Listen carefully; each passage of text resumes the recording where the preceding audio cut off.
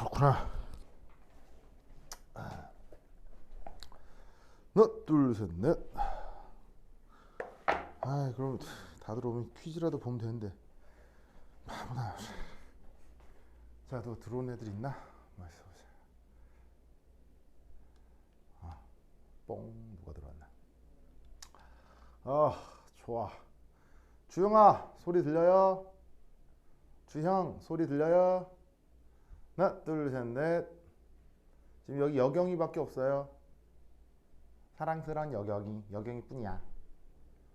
하나, 둘, 셋, 넷. 하나, 둘, 셋, 넷. 오, 잘 들리죠? 오케이. 자, 오늘도 가봅시다. 아이고, 해볼까? 아유,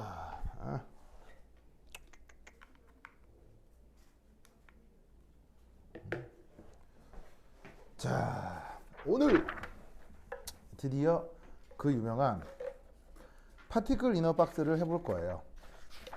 자, 오늘 하는 파티클 이너 박스는 완전 중요하다. 모든 과정을 돌돌돌 암기해야 한다. 영희 어떻게 외워야 된다고요? 그렇지, 돌돌돌 암기해야 된다. 자, 보자. 에헴. 영아, 이거 화면 지금 잘 봐줘야겠죠?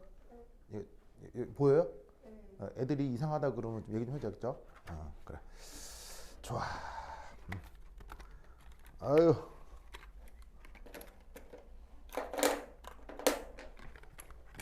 네. 분필이 노란 게 없어. 노란 거. 아씨, 잠깐만요. 분필이 없어. 네. 아유.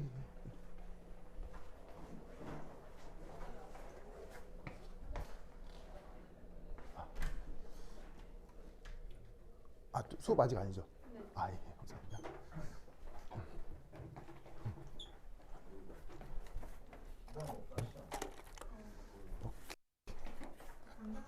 아이고. 아이고.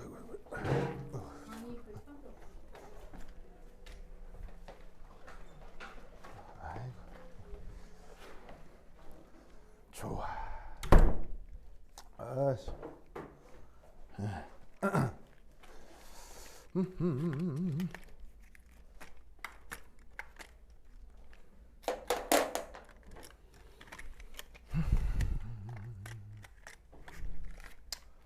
자, 4장에 6.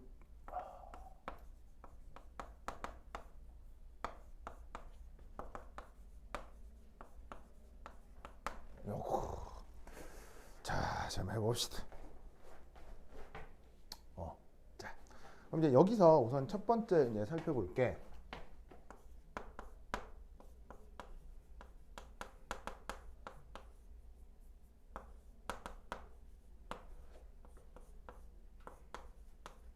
요겁니다.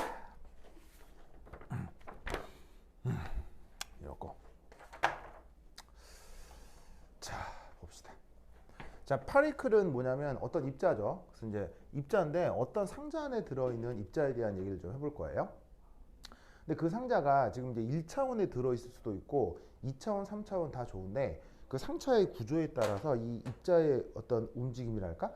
어떤 그 입자의 어떤 여러 가지 에너지 상태를 좀 약간씩 달리 표현할 수 있는데 그럼 당연히 뭐 3차원보다는 2차원, 2차원보다는 1차원이 생각하기 편하겠죠. 그래서 차원을 점점 늘려가면서 입자가 이제 어떤 움직임을 상자 속에서 보이는지 양자역학적인 해석을 좀 해보겠다 이런 말이에요. 알겠죠? 자, 그럼 어떻게 되느냐?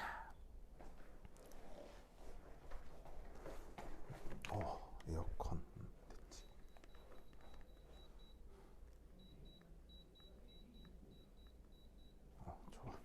좋아.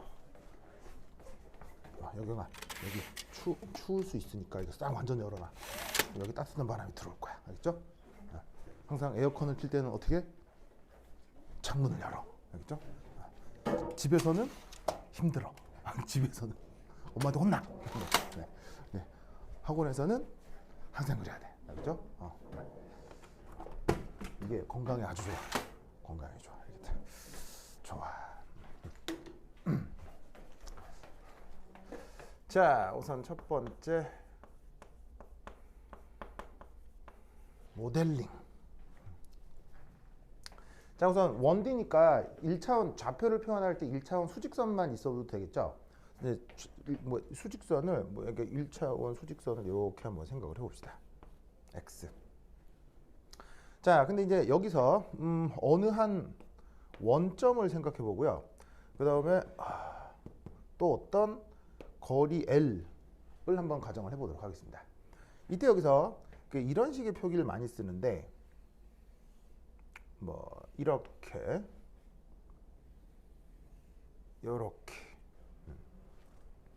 해서 놀라웠게도 이 0에서 L 사이까지는 큰 문제가 없는데 좌표 0 미만인 경우는 여기서 위치 에너지가 무한대가 되는 거예요.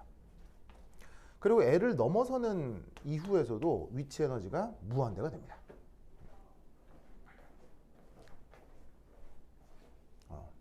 저런 식의 어떤 그 묘한 상황이 있을 수 있는데 그것을 지금 1차원 상자 속 입자의 모델링이라고 해봅시다. 그리고 0에서 L 사이는 그 위치 에너지가 아예 없습니다. 이런 묘한 그 상황을 한번 생각을 해볼게요. 여기에 어떤 입자가 있는 거야. 이 입자의 질량은 m이다. 자, 이거 완전 중요합니다. 지금 네 풀어나가는 모든 과정을 완전히 암기하셔야 돼요. 알겠죠? 자, 그럼 이 상태에서 자, 저 입자의 역학적 에너지를 한번 알아보고 싶습니다.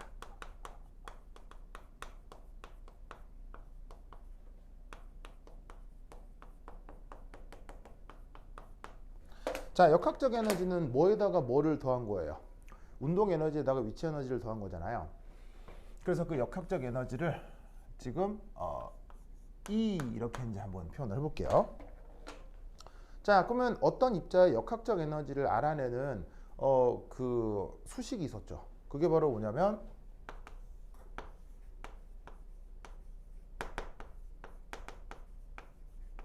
슈레딩거 방정식이었습니다. 자, 그럼 그 슈레딩거 방정식 어떻게 표현하죠? 바로 요렇게.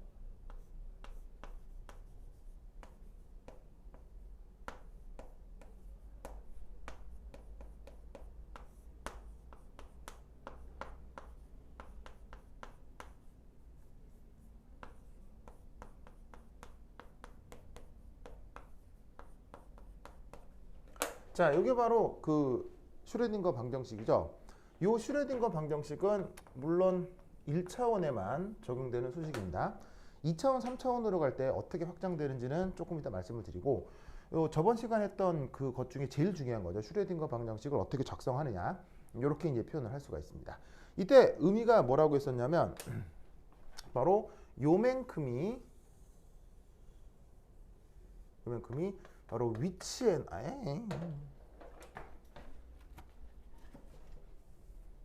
요만큼이 바로 운동 에너지를 나타내는 오퍼레이터라고 했었고요. 그 다음 요만큼 바로 위치 에너지를 나타내는 오퍼레이터라고 했었습니다. 그래서 운동 에너지 오퍼레이터, 위치 에너지 오퍼레이터를 연산을 해주면 이런 식으로 여기서 얘기하는 역학적 에너지가 띠숑 이렇게 나오는 이런 관계를 우리가 이제 슈레딩거 방정식이라고 했었죠. 그래서 저 주어져 있는 입자에 대한 어떤 설명을 하기 위해 파동함수를 이제 도입을 하는데 그 파동함수에 대해 이런 식의 슈레딩거 방정식을 쓸 수 있습니다. 그래서 여기 지금 얘가 바로 뭐냐면은 저기에 있는 파동함수인데 얘가 누구냐? 해당 입자 바로 요놈의 모든 정보를 가지고 있는 거죠. 뭐야? 웨이브 펑션이다.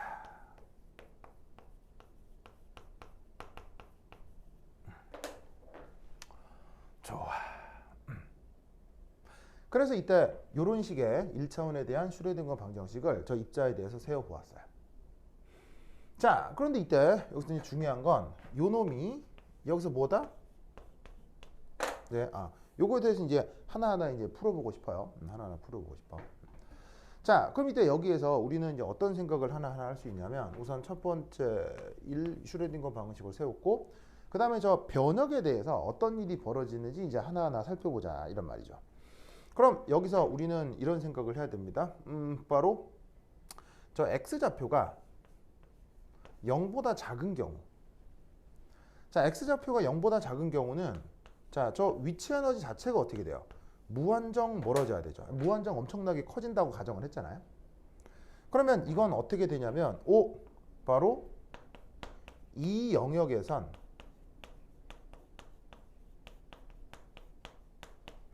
자, 입자가 있다 없다? 발견되기 어렵다 라고 생각해야 되는 거예요. 위치에 있는 상태가 무한히 크다는 얘기는 이 안정한 상태란 얘기예요? 불안한 상태란 얘기예요? 이 극도로 불안한 상태란 얘기죠. 그러면 저런 영역에 입자가 뭐 있으면 된다 안 된다? 있을 수 없다고 딱 단정을 짓는 거예요. 그렇다면 저 영역에서는 바로 파동함수가 나타나지 않을 것이다. 이렇게 생각을 해야죠. 자, 저 생각은 뭐냐면 저번 시간에 했던 것 중에서 바로 본의 해석이라고 하는 게 있었죠. 기억나요? 여러분들 이렇게 복습했는지 모르겠는데 본의 해석에서 가장 중요한 게 뭐냐면 파동함수 자체의 함수값은 물리적 의미가 있다 없다? 물리적 의미가 없다고 했었죠. 그러면 그 파동함수 자체의 함수값은 물리적 의미가 없지만 그걸 제곱한 걸 뭐라고 했어요? 파동함수를 제곱한 거, 크기의 제곱을 한 걸 바로 확률 밀도함수라고 했죠. 그래서 그 확률 밀도함수가 뭐야? 전자를 발견한 확률에 대한 정보를 주고 실제로 이제 적분을 해주면 확률을 구할 수 있게 되는데 위치 에너지가 무한되면 여기는 입자가 아예 있으면 안 되잖아요. 그럼 이 영역에서 입자를 발견될 확률이 0이 돼야 하기 때문에 0이 될 수 있는 건 복소수를 아무리 뒤져도 0밖에 없는 거예요. 제곱해서 0 되는 건. 아시겠죠? 그래서 어떻게 된다? 이 영역에서는 파동함수가 나타날 필요가 없구나. 아시겠죠? 그래서 요 이후 영역에서는 이거 뭐 이렇게 충분히 생각을 해볼 수가 있다. 알겠죠? 그런데 이제 이 생각은 어디서도 마찬가지냐면 바로 x가 l보다 큰 상태에서도 동일하게 적용해 볼 수가 있다는 얘기예요. 무슨 뜻인지 아시겠죠? 좌표가 이제 L 넘어서는 이 구간에서도 마찬가지로 위치 에너지가 무한되기 때문에 여기에서도 입자를 발견할 수 없고 그것에 대한 확률 밀도 함수도 일반적으로 쭉 0이 돼야 그걸 적분했을 때도 0이 나올 거라 이런 말이에요. 무슨 말인지 알겠죠? 그래서 이제 뭐 이런 복잡하고 어려운 수식을 풀기 전에도 이미 위치 에너지를 이렇게 가정을 해 놓으면 0 이렇게 이제 파동 함수를 금방 파악할 수 있다는 얘기지. 그럼 이제 관건은 뭐냐면은 바로 이제 0에서 이 L 사이의 관계라 이런 말이에요. 그럼 저 0에서 L 사이의 관계에서 3. 자, 그럼 드디어 이 0에서 L 사이. 이걸 한번 생각해 보도록 하겠습니다. 자, 근데 0에서 L 사이는 뭐라고 가정했냐면 위치 에너지 자체가 없다고 돼 있어요. 없어. 위치 에너지 없어. 무슨 말 알겠죠? 그럼 위치 에너지가 없다고? 그러면 이때 여기서 요멘치. 이거 보이시죠? 이거 보이시죠? 이걸 아예 없다. 이러면 되는 거지 뭐. 그러니까 0이라고 하는 건 아예 존재하지 않는다는 걸 얘기하잖아요. 그럼 오퍼레이터도 없다. 이렇게 생각을 하면 되는 거죠. 아시겠죠? 그러면 결국 어떻게 된다? 이 슈레딩거 방정식이 어떻게 간단하게 표현되느냐? 요렇게럼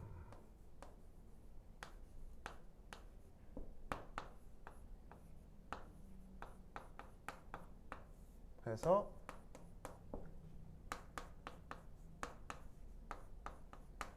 이렇게 바뀐다. 이란 말이지.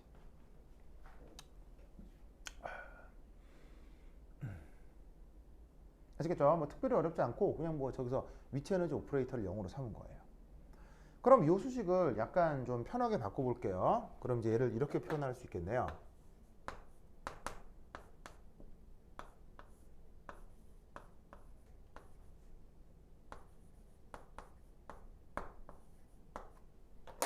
자, 이렇게 바꿀 수가 있겠네요.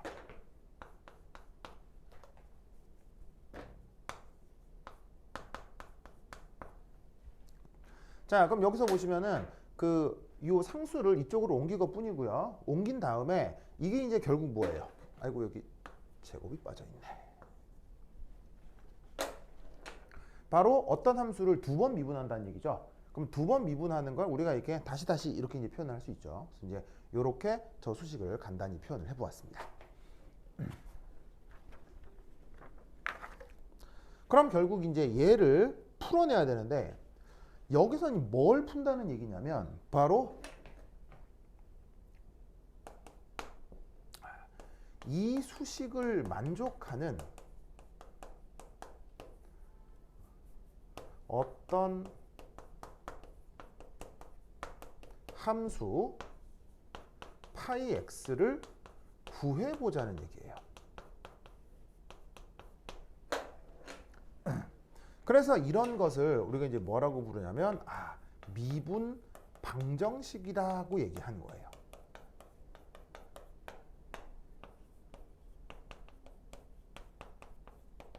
아마 이번 학기에 여러분 학교에서도 막 미분 방정식이 이번 학기 개설되죠. 저번 학기 들었어요? 미분 방정식? 미적분의 과 미분 방정식은? 없었어. 2학년 1학기 때? 네. 2학년 2학기 때? 지금 없었어요? 없었어요?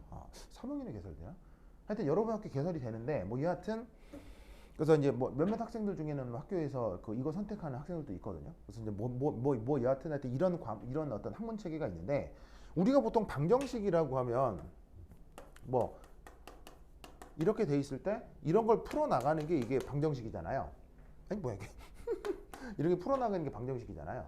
그럼 이제 보통 방정식을 푼다고 하면 어떤 그 명제가 있고 그 명제에 대해서 어떤 숫자를 이렇게 명제는 아니고 어떤 방정식이 있고 거기서 어떤 숫자를 구해내는 걸 우리가 보통 방정식 풀이라고 하는데 묘하게도 이 미분 방정식은 해 자체가 숫자가 아니고 해 자체가 함수인 거예요. 아시겠죠? 그런 식의 방정식들이 있어요.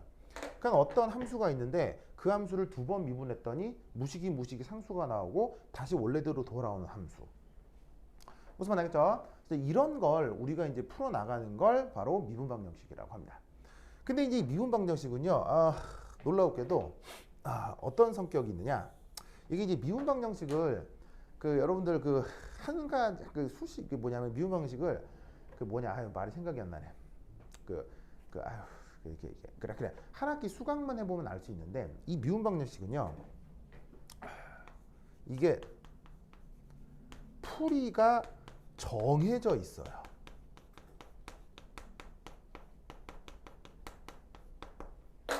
이 풀이가 정해져 있다라는 게 무슨 말이냐면 이미 수학자들이 미분 방정식을 푸는 모든 방법을 다 제시를 해뒀어요. 그래서 미분 방정식은 두 가지로 나뉘어요. 두 가지. 어떻게 나뉘냐면 풀리는 미분 방정식과 풀리지 못하는 미분 방정식으로 나뉘어요.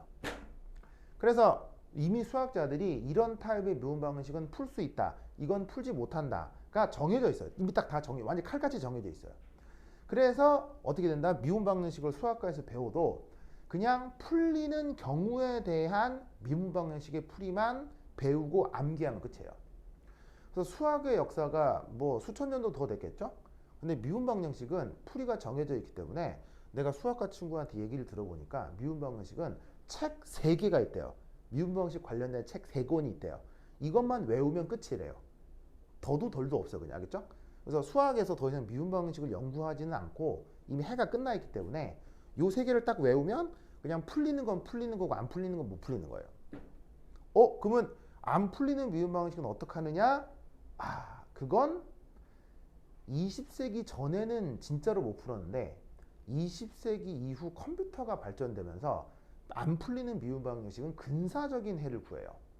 어떻게 하냐면 컴퓨터를 이용해서 아주 미시적인 데이터를 넣어서 그 데이터를 만족하는 함수 수식을 테일러 전개 등으로 다항함수로 표현할 수 있어요. 물론 약간의 오차를 가지고.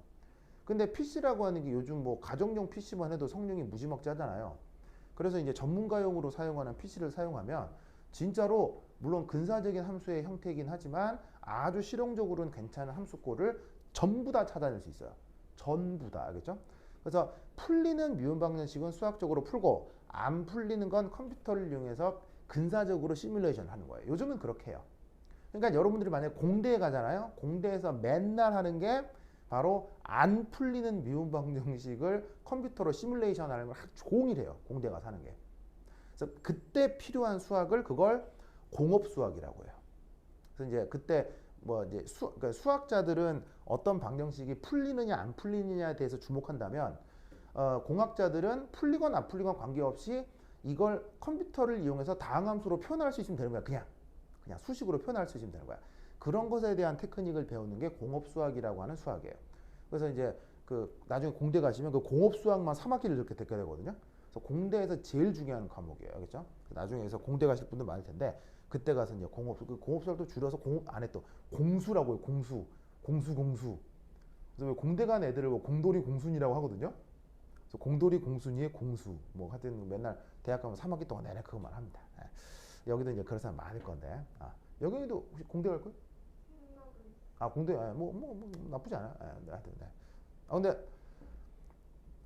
여러분 과 정했어요 아직? 과 안 정했죠. 근데 그거 과 정하기 전에 제발 나한테 한 번만 물어봐요. 알겠죠? 나한테 한 번만 물어봐요. 네. 내가 어떤 거를 콱 정해준 데가 아니고요. 이과를 가고 이 직업을 선택했을 때 무슨 미래가 펼쳐질 가능성이 있다에 대한 얘기를 해드릴 수 있어요. 그렇죠? 그러니까 환상을 가지면 안 돼. 제발. 환상 가지면 안 돼. 그러니까 그거 알고 선택해야 돼. 그렇죠?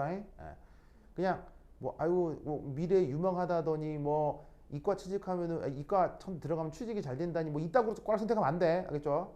안 돼. 제발 나한테 물어봐야 돼. 알겠죠? 물어봐. 그리고 나뿐 아니고 주변에 많은 사람한테 물어봐야 돼. 알겠죠? 거기서 내가 특별히 좀 해드릴 얘기가 있어. 그러니까 지금 내가 여러분들 생각하면 좀 미안하기도 하고 뭐 답답하기도 하고 그래서 진짜 그 직업 선택과 여러분 미래에 대한 특강을 좀 하고 싶어요. 진짜로. 두세 시간짜리 특강을 좀 해드리고 싶어. 그래서 이제 그 정도니까 제발 나한테 좀 물어봐야 돼. 알겠죠? 하여튼 됐다. 자, 그렇다면 이제 이런 걸 이제 어떻게 푸느냐? 이렇게 풉니다. 자, 그러면 이때 이런 꼴의 이제 미분 방정식을 풀어야 되는데 다행스럽게도 요 꼴의 미분 방정식은 풀리는 미분 방정식이겠어요? 안 풀리는 미분 방정식이겠어요? 풀리니까 지금 하는 거겠지. 무슨 말 알겠어요? 그러면 이런 미분 방정식의 풀이는 이미 정해져 있다고 했죠. 그럼 그 정해진 루트대로 가시면 되고요. 왜 저래야 되는지는 크게 궁금해하실 필요 없어요. 그냥 그렇게 풀면 풀려요. 알겠죠? 알겠죠? 자, 그럼 이제 얘를 어떻게 하느냐? 요렇게. 자, 우선 편의상 h바의 제곱을 요렇게 우선 치환하도록 하겠습니다. 치환. 그리고 이제 얘를 요렇게 치환하도록 하겠습니다. 보이시죠? 자, 이게 어디 있는 부분이냐면 여기. 자, 그럼 왜 난데없는 치환이냐? 우선 첫 번째 요만큼 이 어찌 보면 다 상수인 거죠. 이게 플랑크 상수고요. 얘도 상수고 질량도 상수고 뭐 에너지도 정해져 있으면 뭐 상수라고 볼 수 있잖아요. 그럼 이제 어쨌든 다 상수니까 상수를 묶음으로 둘 필요 없이 또 다른 상수로 치환을 하면 조금 더 보기가 좋겠죠. 근데 이제 묘하게도 얘를 그냥 치환하는 게 아니라 이것의 제곱근을 치환을 하는 거예요. 그렇죠? 왜 저래야 되느냐? 그러면 수식이 예뻐져서요. 알겠죠? 이유 없어요. 저렇게 치환하면 보기가 좋아서요. 알겠죠? 그래서 왜 그 여경이 그거 되게 성당 다녀요? 안 다녀요? 교회 다녀요? 안 다녀? 성경에 보면 그 이런 말이 있어요. 그 천지창조라고 하는 그 챕터가 있거든요. 첫 챕터. 그러면 하나님이 뭐 월요일엔 뭘 만드시고 뭐 화요일엔 뭘 만들기 나와. 그럼 마지막에 일요일 날 뭐라고 돼 있어? 일요일을 뭐야? 이러냐면 토요일까지 하나님이 이 세상을 다 만드셨어. 그리고 일요일 날 쉬면서 만든 세상을 보니까 예쁘고 좋더라 라는 말이 나와. 이렇게 하면 예쁘다. 아시겠죠? 하여튼 그렇다. 참고로 내 종교는 기독교가 아니라고 내가 누누이 얘기했죠. 교회도 안 다니고 성당도 안 다녀요. 내 종교는 아니에요. 아닌데 그냥 여러 종교에 나오는 좋은 얘기들은 내가 다 좋아할 뿐인 거야. 알겠죠? 하여튼 그렇다. 자, 이렇게 하면 예쁘다. 자, 그럼 이제 얘를 여기 넣어. 그럼 이제 어떻게 되느냐? 요렇게럼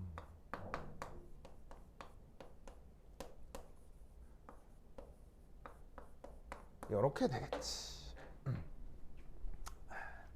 보이시죠? 요렇게. 자, 그럼 이때 여기에서 어떻게 하느냐?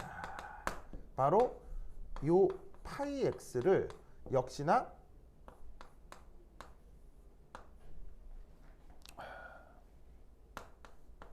요렇게 또 한 번 치환합니다.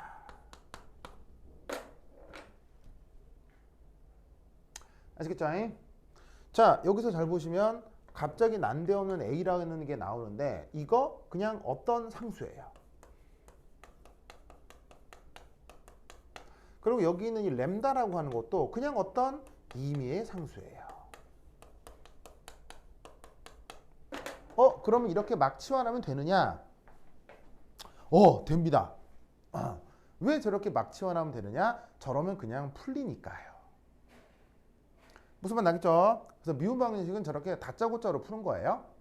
자, 그러면 쟤를 저렇게 잡고 나서, 그러니까 이제 예를 들면 여기에 있는 슈레딩거 방정식을 푼다고 할 때 여기에 있는 이러한 타입의 미분 방정식에서는 반드시 함수를 요런 꼴로 치환해야 된다라고 하는 것을 반드시 암기해야 된다고요. 그래서 여러분들이 만약에 미분 방정식을 한 학기 듣게 되면 이런 꼴의 방정식을 풀 때는 이렇게 치환한다를 계속 암기해요. 미분 방정식은 이해하는 게 하나도 없어요. 어떤 타입은 이렇게 푼다를 계속 암기하는 것의 연속이에요. 알겠죠? 그래서 얘도 이렇게 푼다라는 걸 암기해야 되는 걸 그냥 요거에 대해서만 생각하자고. 조금 더 복잡한 미분 방정식도 다 풀이가 있는데 그건 뭐 다 할 필요 없고 이 꼴은 요런 꼴이다라고 생각하자고요. 자, 그럼 이제 얘를 여기에 넣어요. 자, 그럼 얘는 결국 얘를 뭐 하자는 얘기예요? 두 번 미분하자는 얘기죠. 그럼 얘를 두 번 미분하면 어떤 꼴로 바뀌겠느냐? 자, 두 번 미분해봐요. 자, 상수 a는 미분해도 그대로 있을 거고요. 자, 얘를 x에 대해서 미분을 하면 람다가 앞으로 나오겠죠. 나오면서 어떻게 되겠어요? 마이너스 람다가 두 번 나오고, 자, 지수함수는 미분해도 그대로 꼴로 남겠죠. 무슨 말 알겠죠? 알겠죠? 자, 그리고 나면 이때 어떻게 된다? 얘는 마이너스 k 제곱이 되고 얘는 어떻게 되겠습니까? 그대로 다시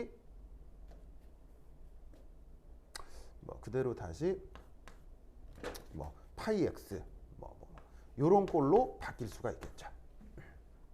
그냥 이쪽은 그대로 둬볼게요. 그래서 이게 두 번 미분하라고 하는 것만 이렇게 치환한 다음에 두 번 미분한 꼴로 바꾸었어요. 아시겠죠? 그런데 이렇게 해놓고 나니까 원래 이만큼이 결국 뭐예요? 그냥 이건 거예요. 아시겠죠? 이렇게 치환하자고 했으니까요. 그럼 이때 어떻게 되겠어요? 나가리 되면 여기서 뭐를 할 수가 있다? 바로 램다의 제곱이 마이너스 k 제곱이 되는 거야.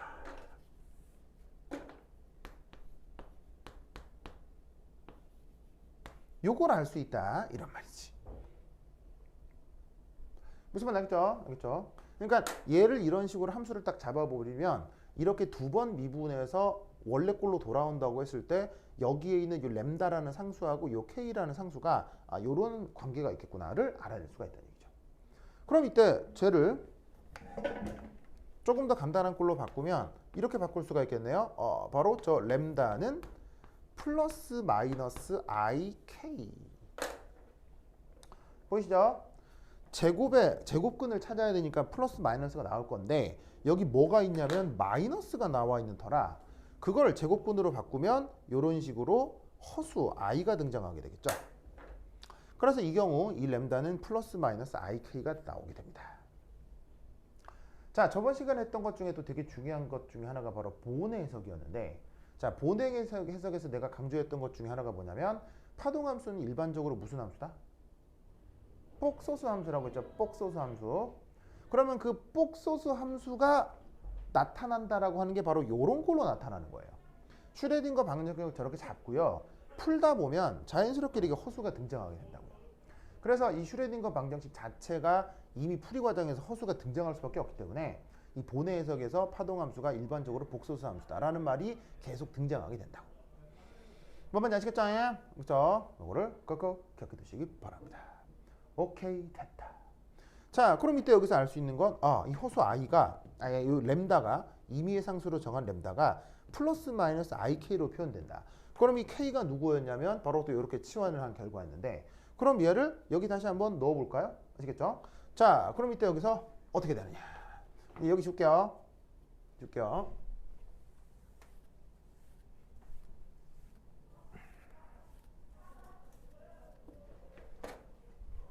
자, 그럼 저기에서 자, 저 미분 방정식의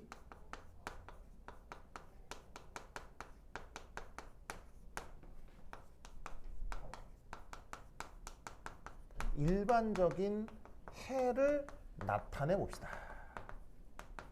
자, 앞서의 결과에 의해서 여기에 있는 이 파이는 어떤 상수에 의해 익스포넨셜 플러스 ikx라고 할 수도 있고, 혹은 어떤 상수의 익스포넨셜 마이너스 ikx라고 할 수 있죠.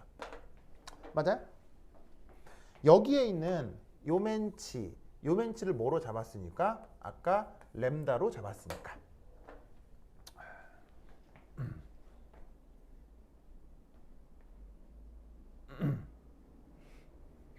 무슨 말 알겠죠? 그렇죠? 자, 그럼 이때 이런 꼴이어도 되고 이런 꼴이어도 되겠구나. 그럼 이때 여기서 이런 생각을 하는 거예요. 얘는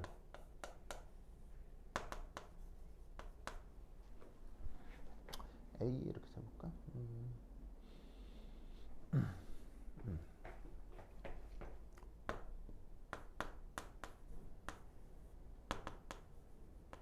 이런 꼴로 표현할 수가 있어요. 보이시죠? 자, 여기서 새롭게 A라는 상수와 새롭게 B라는 상수가 나타나는데, 요 A, B 상수는 진짜 그냥 임의의 상수예요. 아무렇게나 상수를 정할 수 있다는 얘기죠. 왜냐하면 맨 처음에 치환을 할 때도 A하고 람다가 정해져 있는 게 아니고 그냥 아무런 상수라고 했었죠.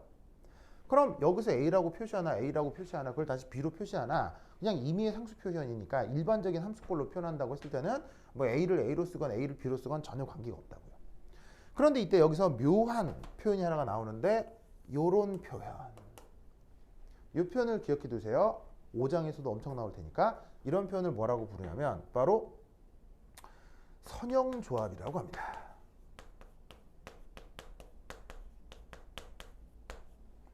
영어 표현으로는 리니어 컨비네이션.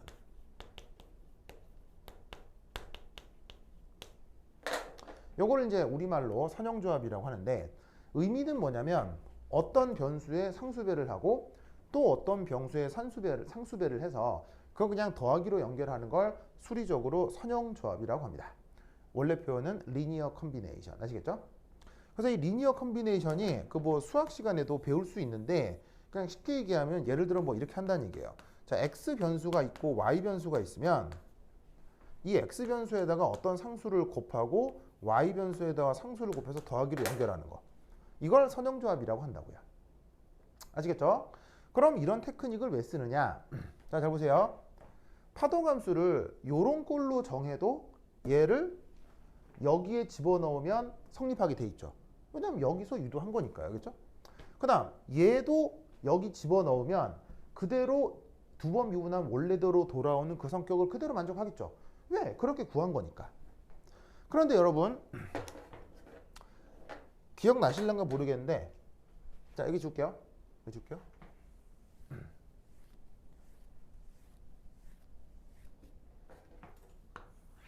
수학 시간에 미분 배우셨죠? 그럼 예를 들어서 어떤 x 변수가 있고 y 변수가 있는데 그걸 미분해도 어떻게 되죠? 이렇게 표현이 되죠? 무슨 말이냐면 어떤 걸 더하기를 미분하는 거는 안에 들어있는 각각의 항하고 별 관계가 없다는 얘기예요. 더하기로 연결된 항들은 그냥 따로따로 미분해도 그 결과는 항상 성립하게 돼 있죠. 이게 미분해서 항상 성립하는 거잖아요. 그럼 뭔 말이냐면 얘도 이걸 만족하고 얘도 이걸 만족하니까 이 두 개를 더하기로 연결해도 이 통째가 얘를 그대로 설명해 줄 수 있을 거란 얘기예요. 무슨 말인지 알겠어요? 어차피 미분으로 연결된 수식이니까. 그러면 이때 이 두 개의 결과, 그럼 이때 얘를 일반적으로 이렇게 정해 놓으면 만약에 필요하면 얘를 만들 수도 있는 거죠. 얘를 일반적으로 두고 b를 0이라고 두는 거예요. 그럼 얘가 이렇게 귀속이 되는 거고, 만약 얘를 만들고 싶다? 그러면 여기서 거꾸로구나. 만약에 이제 얘가 얘가 이게 되고 싶다. 그러면 a를 0으로 잡고 b를 a로 바꾸면 되는 거죠. 얘를 이렇게 바꾸고 싶다. 그러면 여기서 얘를 0으로 만들면 되는 거죠. 그러면 일반적으로 이렇게 뒀을 때 모든 경우의 수를 다 표현할 수 있으니 이 미분 방정식에 대한 최종 해를 요걸로 정해줘도 된다 이런 말이에요. 아시겠죠? 그렇죠? 이것을 꼭 기억해 두시기 바랍니다. 자, 그럼 이제 그 다음 또 어떤 수리적 관계가 있느냐? 바로 요런 수리적 관계가 있습니다.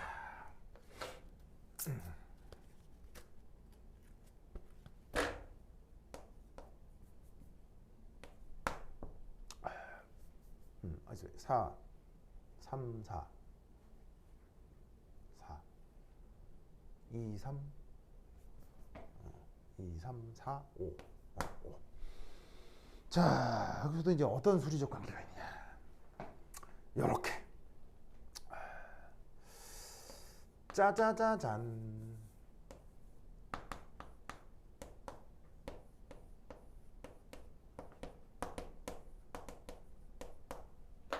이런 수리적 관계가 있습니다.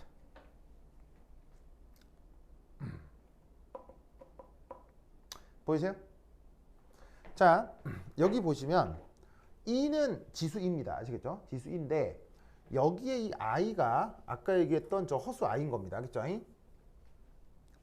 그러면 허수가 이렇게 지수함수 위에 올라가 있으면 얘를 코사인 X 더하기 I 사인 X로 항상 바꿀 수 있습니다. 그럼 왜 이렇게 되느냐? 는 수학 시간에 배우도록 하세요. 아시겠죠? 네. 혹시 수학 시간에 복소수도 다 배웠나요? 이거 나오지 않았나요? 네, 나오죠. 그래서 이게 뭐 어떻게든 증명하던데 나 하도 오래돼가지고 기억이 안 나겠죠? 한번 증명하는데 뭐 영 궁금한 수학생한테 물어보시고요. 나는 몰라요. 알겠죠? 그래서 나도 그냥 결과만 기억하고 있는 거니까 요거 그냥 알아두셔야겠죠? 이제 풀이는 수학 선생님한테. 그럼 여기서 이 IX를 여기서 이제 활용을 해서 이 표현을 이렇게 한번 바꿔보자 이런 말이에요. 아시겠죠? 그럼 저 주어져 있는 이 관계에서 여기 있는 파이 x를 이제 어떤 꼴로 바꿀 수 있느냐? 자, a라고 두고 자, 2의 마이너스 ikx죠. 그럼 여기에 집어넣으면 어떻게 바꿀 것이냐? 바로 코사인 kx 마이너스 i 사인 kx 이렇게 될 거고요. 그 다음 이 뒤쪽은 자 더하기 b로 바꾸고 코사인 kx 더하기 i 사인 kx 이런 꼴로 바꿀 수 있다 이런 말이죠. 자, 이 관계가 성립하니까 얘도 넣고 얘도 넣으면 이렇게 되겠죠? 알겠죠? 알겠죠? 자, 그럼 이때 얘를 다른 꼴로 바꾸면 어떻게 되겠음? 바로 a 더하기 b 코사인 kx. 오케이? 됐죠? 자, 그 다음에 여기서는 또 어떻게 바꿀 수가 있냐면 요렇게 i로 묶고요. i로 묶고 맞나? i로 묶고 마이너스 a 더하기 b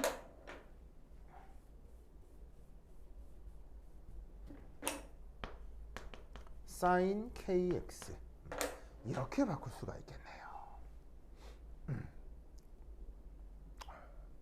맞죠? 맞죠? 뭔가 묶은 거예요. 그래서 이제 코사인 따로 묶고 사인 따로 묶고. 좋아 좋아. 알겠죠? 자, 근데 이때 아까 내가 A하고 B는 정해져 있는 상수예요? 그냥 아무거나 갖다 쓰면 되는 상수예요? 그냥 아무 상수예요. 그렇죠? 아무 상수. 그러면 A도 아무 숫자고 B도 아무 숫자니까 두 개 더해도 아무 숫자겠죠. 그 다음 두 개를 빼도 아무 숫자겠죠. 그리고 헛수를 곱해도 아무 숫자겠죠. 여기서 이 상수란 복소수 범위까지를 다 언급하는 거예요.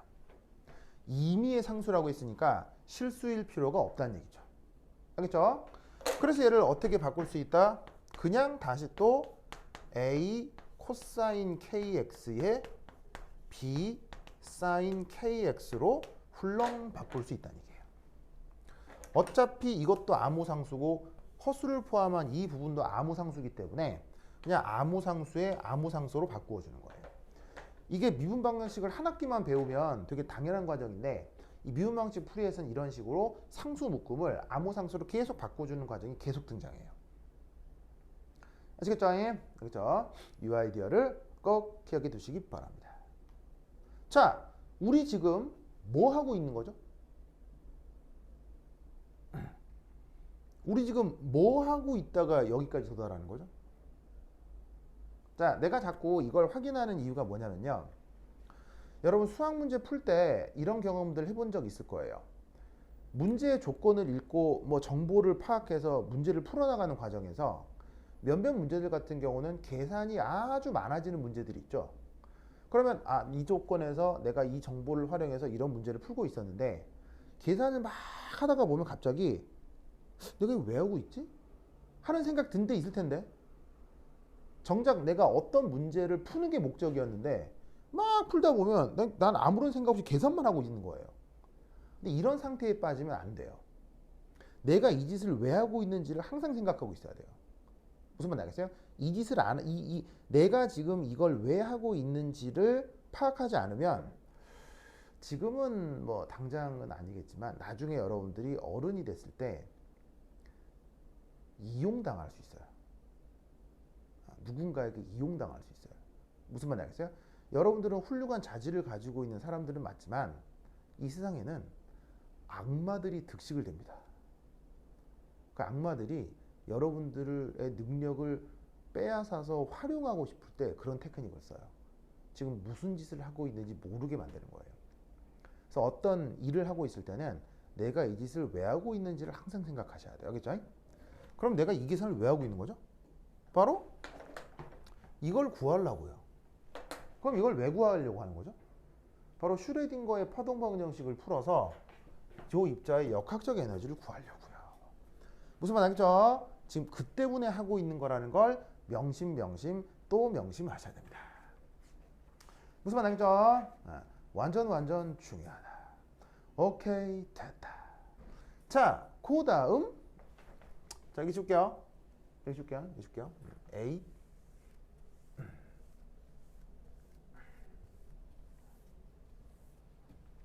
자, 그런데 이때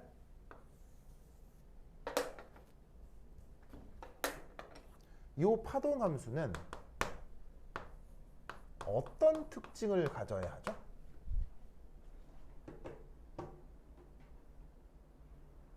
저번 시간에 본의 해석했었죠. 혹은 그 전에 파동 함수 일반적 속성 얘기를 했었는데 이 파동 함수는 반드시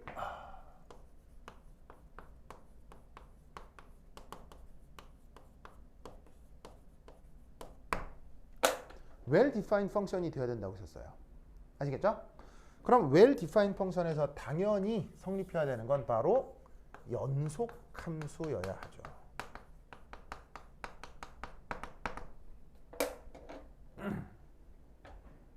아시겠죠? 그러면 여기서 알 수 있는 건 아까 0보다 작을 때 파동함수가 뭐였어요? 0이었죠. 그리고 지금은 이 정의역이 어떻게 돼요?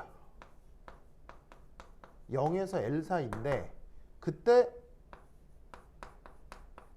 얘가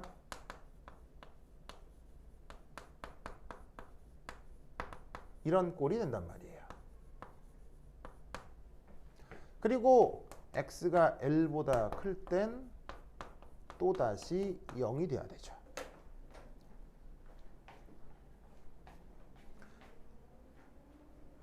아까 그 정의역이 0보다 작을 때 정의역이 L보다 클 때 언급했었죠. 0, 0이 된다고. 그걸 지금 한꺼번에 써둔 건데 파동함수는 기본적으로 well-defined 펑션이어서 뭐가 돼야 돼요? 반드시 그 뭐냐면은 연속함수가 돼야 된다고 했었죠. 그러면 저 세 개를 연속시키는 방법은 바로 이거예요. 이 함수꼴 안에서도요. 0이면 0 돼야 되고 L이면 0 돼야 된다는 얘기예요. 그래야 이 세 개가 연속이 되겠죠. 그럼 여기서 알 수 있는 사실은 자, 저 파이에다가 x에다가 0을 넣어봐요. 이 자리 0 넣어봅시다. 그럼 코사인 K0, 코사인 0 하면 값이 뭐예요? 코사인 0은 1이죠. 그럼 A가 될 거고요. 사인 0은 뭐예요? 0이죠. 그런데 이게 뭐가 돼야 된다고? 얘랑 연속이 돼야 되니까 0. 뭐가 나겠죠? 그러면 여기서 또 알 수 있는 거는 파이 L을 한번 넣어봅시다. 그럼 여기 L 넣어봐요. 그럼 앞에서 A가 0으로 결론이 났으니까 L 넣으면 B sin KL 1이 될 텐데 이게 뭐가 돼? 0이 돼야 돼. 아시겠죠? 자, 그러면 여러분들은 뭐 1학년 수학 시간에도 배웠을 거예요. 사인 함수가 0이 된다.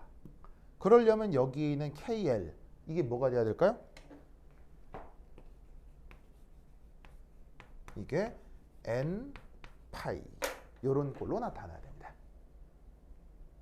아시겠죠? 사인 함수는 언제 0이 돼요? 이 안에 들어있는 내용물이 파이, 2파이, 3파이가 되면 사인 함수는 0이 되죠. 그러면 이 세 개의 함수가 연속이 되려면 우선 나타나야 되는 조건이 L 넣었을 때 얘를 0으로 만들 수 있는 요런 꼴의 상황이 돼야 된다 이런 말이에요. 무슨 말 나겠죠? 그렇죠? 이것을 꼭꼭 기억해 두시기 바랍니다. 오케이, 됐다. 자, 그런데 이때 요 KL에서 N파이가 되어야 된다고 했는데 이거 잠깐 한번 다시 생각을 해보면 자 봅시다. 네, 여기 줄게요. 여기 줄게요.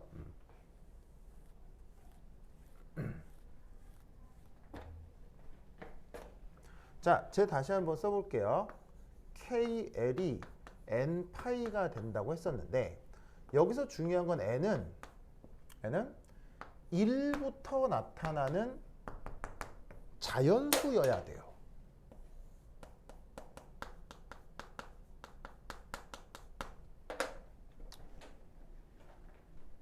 이게 수학적으로만 생각을 하면요. 사인이 0 돼도 사인 0이어도 0 되죠. 근데 파이가 아니라 마이너스 파이여도 0이 될 수 있어요. 그러니까 그냥 이것만 놓고 보면 n이 꼭 자연수일 필요가 없다는 얘기죠. 정수여도 된다고요. 마이너스를 포함한 정수까지 0도 다 된다고요. 그런데 이 경우는 지금 수학적인 풀이가 아니라 물리학적인 풀이죠. 그렇다면 이 n에 어떤 그 조건이 필요한지를 살펴봐야 되는데 우선 여기서 봅시다. 아까 이 K를 어떻게 잡았죠? K가 바로 이렇게 잡았잖아요. 이걸 치환한 거 아니에요.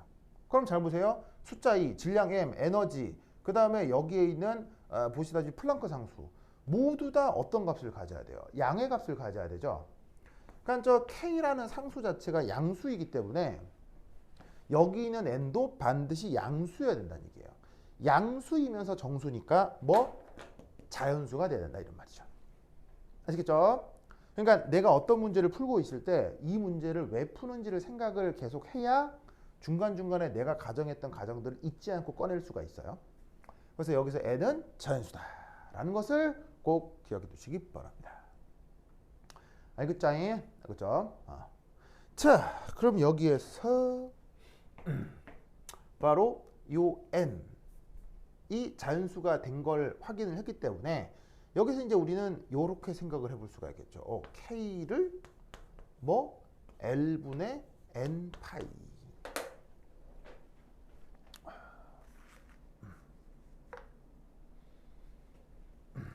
당연히 저렇게 바꿀 수 있겠습니다. 그러면 이것으로부터 요 파동함수 파이는 어떻게 상수 B의 사인 L분의 N 파이 X 이런 걸로 바뀌게 되는 거예요.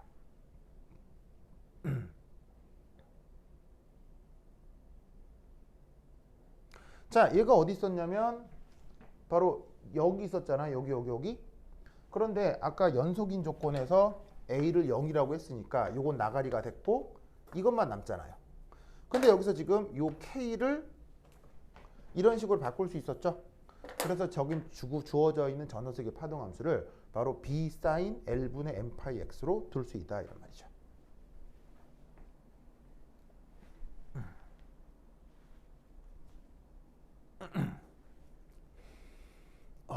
됐다.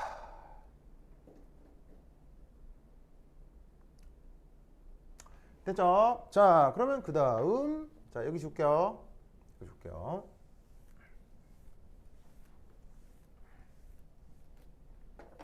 자, 7번째.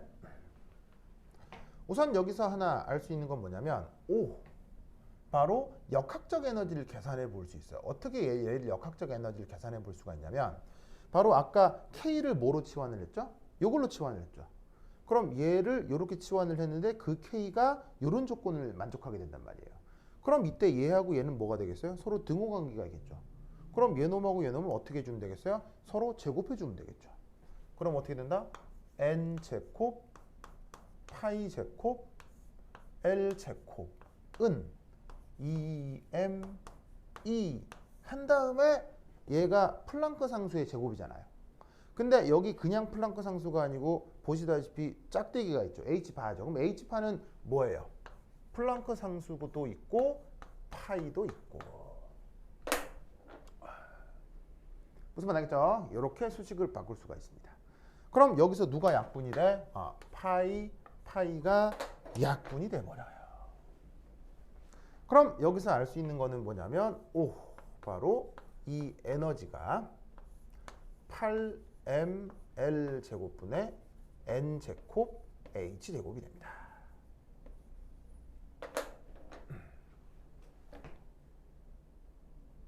아시겠죠? 그렇죠? 그러면 요 수식을 잠깐 한번 살펴보면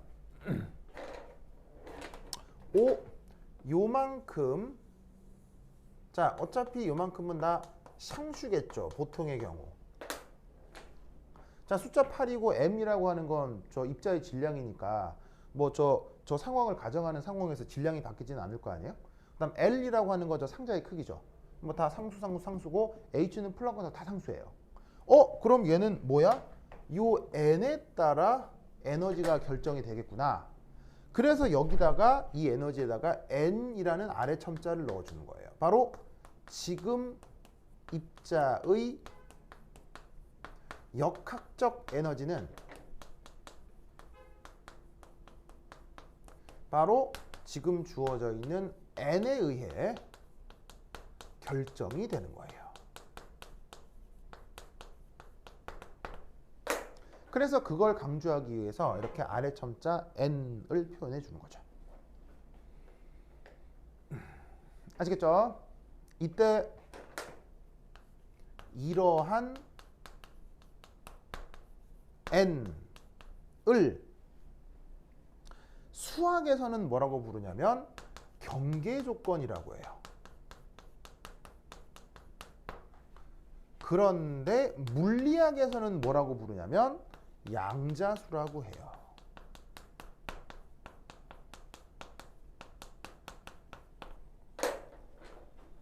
그래서 사실 이 말하고 이 말은 같은 말이에요. 자, 지금 슈레딩거의 파동 방정식을 풀기 위해서 여기까지 온 거지만 아까 미분 방정식의 풀이는 정해져 있다고 했죠.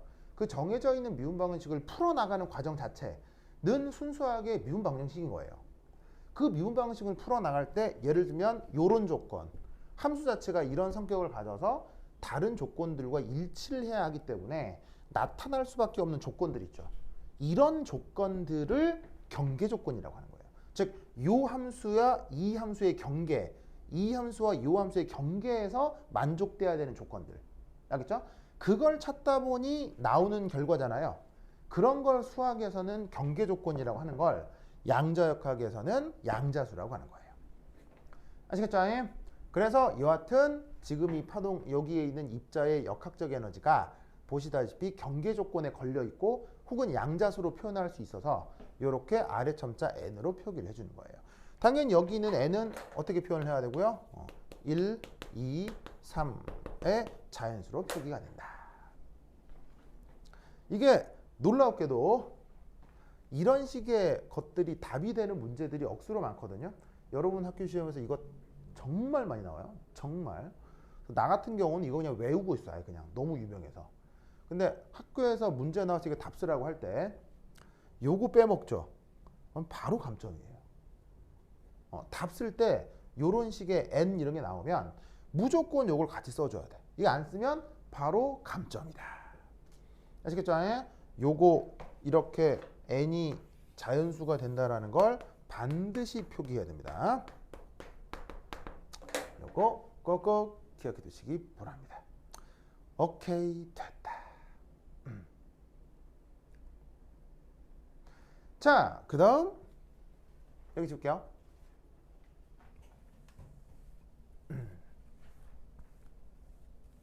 자, 그 다음 하나 생각해 볼 건 바로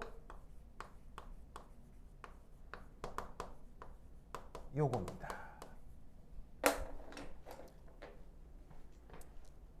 이거 이름이 뭐였죠?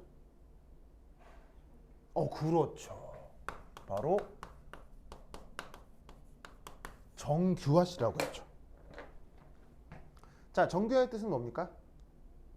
이것도 본에 해석할 때 했었는데 파동함수 자체가 물리적 성격은 없지만 파동함수를 온팡 제곱했을 때 그것을 전 영역에서 적분을 하면 뭐가 돼야 돼요?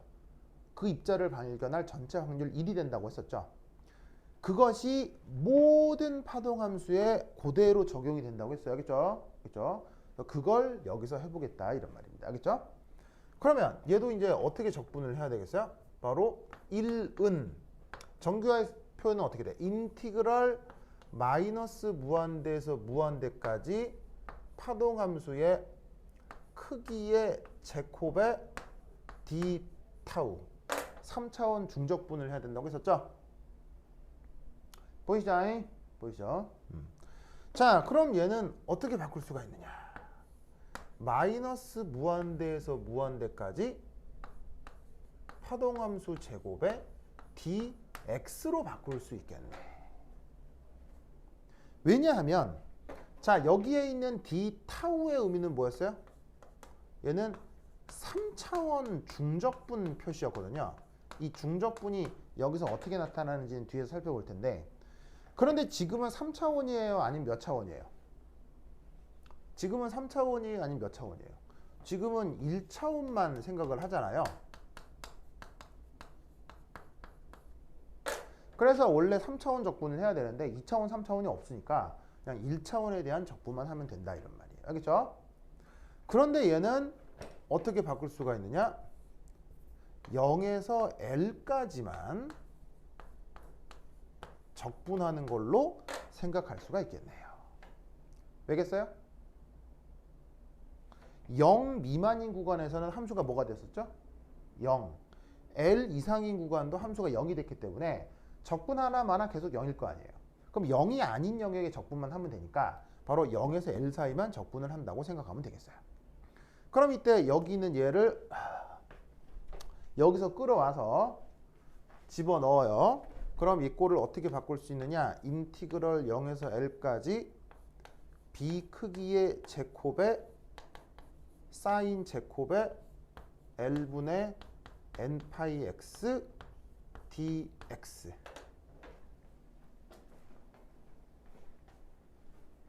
저런 꼴로 바꿀 수 있지. 무슨 말 알겠죠? 그렇죠? 그러면 저런 적분은 여러분들이 할 수 있느냐? 네. 고등학생 실력으로도 충분히 할 수 있는 적분이죠. 그럼 이때 이 b를 앞으로 빼요. 그러면 b의 제곱 한 다음에 사인을 제곱한 것에 대한 적분은 아마 어떻게 코사인 어쩌고저쩌고 나타날 거예요. 그러면 걔를 적분을 하면은 어떻게 되느냐? 이 경우 b제곱이 앞으로 나오고 2분의 L 이런 꼴로 표현이 될 겁니다. 아시겠죠? 그래서 사인 제곱한 거, 이게 사인 제곱함수 뭐 1 빼기 코사인 2x 뭐 그렇게 하여튼 바꾸는 수식 있죠. 나도 오래돼서 기억이 안 나요. 이건 여러분 알아서 해보시고, 그래서 사인 제곱 적분하는 거 여러분 다 알 거예요. 해갖고 계산하면 최종적으로 이런 결과가 나옵니다. 아시겠죠? 그런데 이게 결국 뭐가 돼야 돼? 이게 결국 1이 돼야 되는 거 아니야. 그럼 이게 1이 된다면 우리는 뭘 할 수 있어? 요 b의 제곱이 뭐가 된다? 루트 b의 제곱이 L분의 2라는 걸 알 수 있다. 이런 말이죠. 무슨 말 알겠죠? 그렇죠? 그러면 b의 크기를 제곱한 게 L분의 2니까 그럼 b는 뭐로 잡아주면 되겠어요? 자, 여기 줄게요.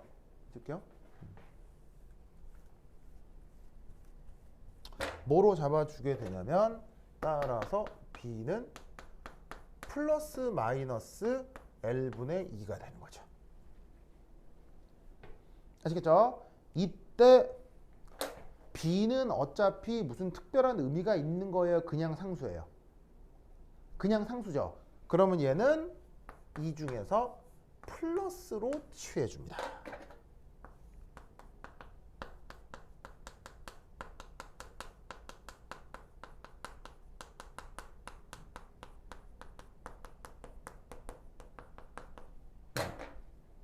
아시겠죠? 그래서 최종적으로 이 입자의 파동함수는 어떻게 표현된다?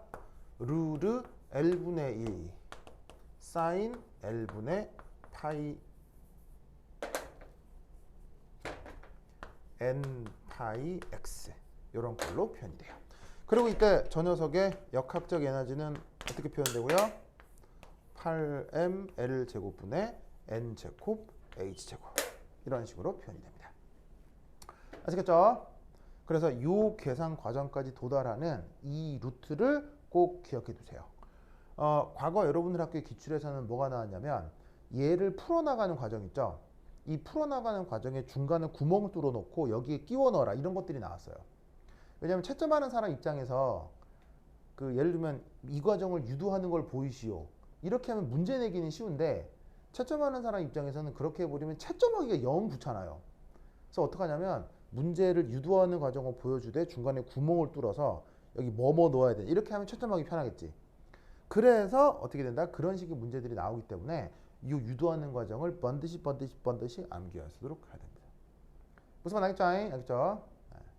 이걸 꼭 기억해 두시기 바랍니다. 오케이, 됐다.